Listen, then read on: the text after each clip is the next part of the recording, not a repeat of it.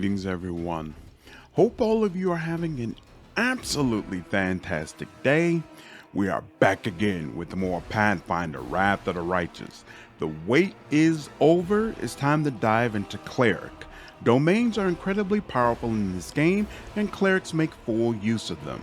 I give this class a C, only because there are multiple fantastic archetypes that make more sense than choosing this. Speaking of archetypes, let's talk about Angelfire Apostle. You lose proficiency in medium armor, but that doesn't matter since you are playing as a backline spellcaster. You also lose the ability to become an evil cleric who can channel negative energy. Again, this is irrelevant because if you want to be evil, you don't choose this subclass. In exchange, you automatically gain the extra channel feat, which lets you channel energy an additional 2 times. Channeling energy is great for both healing and dealing damage to the undead, so this is nice to have. Unfortunately, you also get diminished spellcasting, which provides 1 fewer spell slots at each level. Big yikes. Spellcasting is obviously the core of being a cleric, and this definitely hurts. You also gain versatile healing channel, which lets you burn 2 uses of channel energy to use spells like heal or restoration. I am honestly torn about this. On the one hand, channel energy is one of the best ways to heal multiple party members, especially during long dungeons, so burning its uses like this is unappealing. On the other hand, having this flexibility means you could use those spell slots for other spells focused on damaging or buffing. Basically, whether or not this is good for you depends on your playstyle, and me personally, I wouldn't use it. Finally, you get Cleansing Flames, which lets you burn and use the channel energy to do fire damage towards all enemies in a 20-foot radius. I give this class a C- because it's a little bit worse than Cleric. I also rank it lower because I think it only makes sense if you have another party member who is supposed to be your main healer. Getting the most out of cleric spells and domain abilities requires an astronomical wisdom score, so you cannot just pump a bunch of points into charisma, even though that would give you more channel energy uses. I don't think this class makes a lot of sense. Next is Crusader. You can only choose one of your deity's domains, unlike a base cleric, which can choose 2. This seems like a big deal, but it's really not, because there's a mythic ability that lets you choose any domain you like. In exchange, you get 5 rankings of Crusader feats. The really awesome thing about this is the list of feats expands over time to include weapon specialization and greater weapon specialization, which are usually only available to fighters. Once you take the mythic feat of the same name, it will add half your mythic rank to your damage rolls on top of what you get from these feats.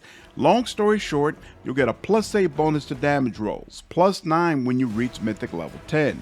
This bonus will be activated at all times as long as you are using the selected weapon. That's absolutely insane, and Crusader is one of the few ways in the game to get access to that chain. I rank this class an S.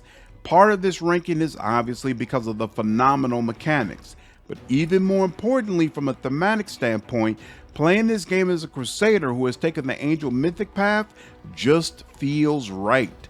It's like playing Cypher in Pillars of Eternity, or choosing the Red Prince in Divinity Original Sin. Sure, there are other options, but this is clearly the canon choice.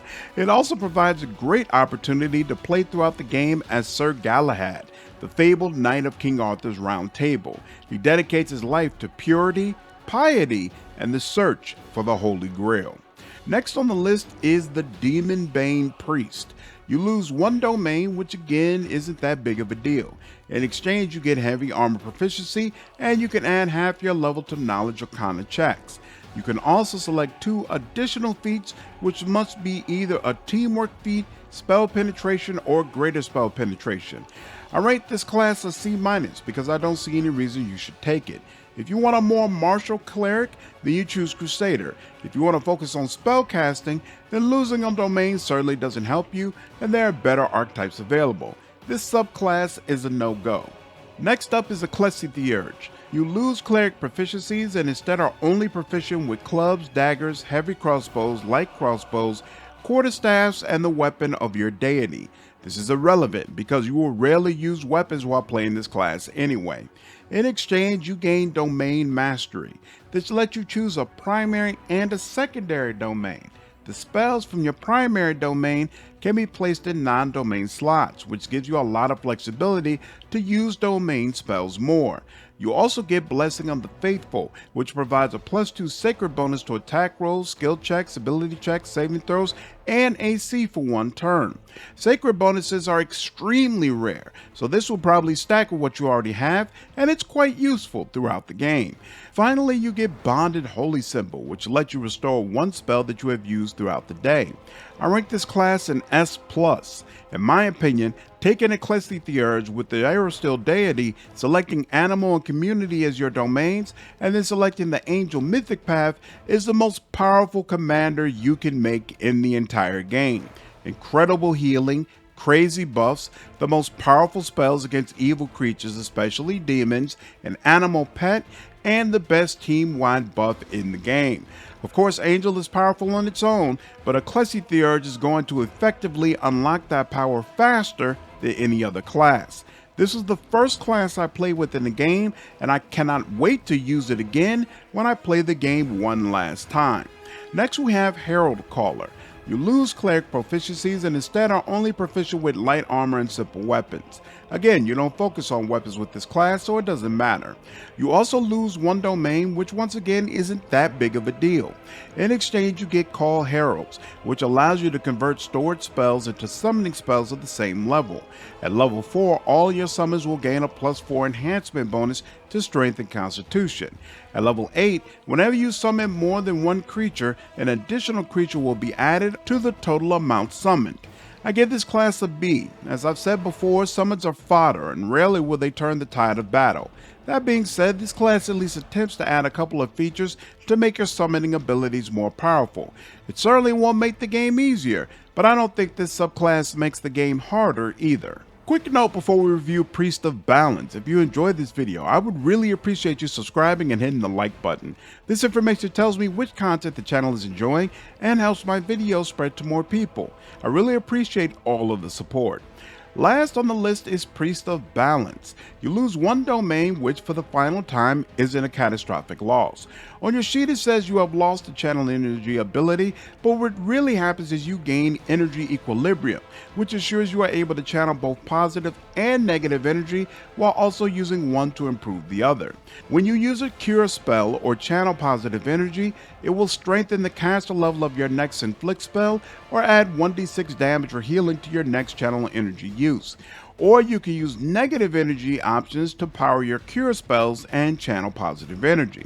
At level 11, cure and inflict spells become empowered when you use energy equilibrium, and the channel energy bonus damage increases to 2d6.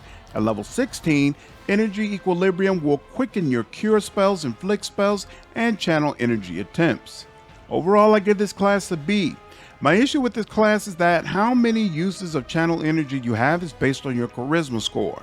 The more you focus on that attribute, the lower your wisdom will be, and the more your spells or domain abilities will suffer.